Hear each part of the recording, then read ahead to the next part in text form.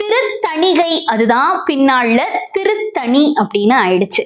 தணிகை மலை அப்படின்னும் இதற்கு பேர். அங்க இருக்கக்கூடிய முருகப்பெருமான் ரொம்ப தன்மையா தனிஞ்ச குணத்தோட இருப்பாராம். சூரபத்மனை சம்ஹாரம் செய்த பிறகு வள்ளியை திருமணம் செய்ய வேணும் அப்படிங்கிறதுக்காக தன்னுடைய கோபத்தை எல்லாம் விட்டு இங்கு திருத்தணிகை மலையில வந்து இருந்ததா புராண கதைகள் சொல்லுது.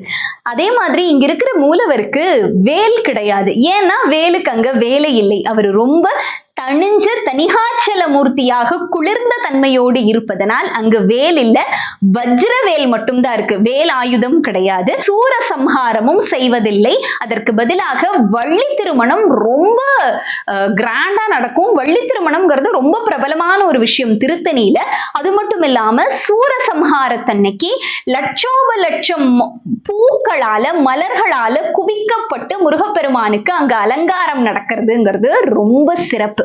வள்ளிமணாள பெருமானாக திருத்தணியில் காட்சியளிக்கிறார் முருகப்பெருமான்.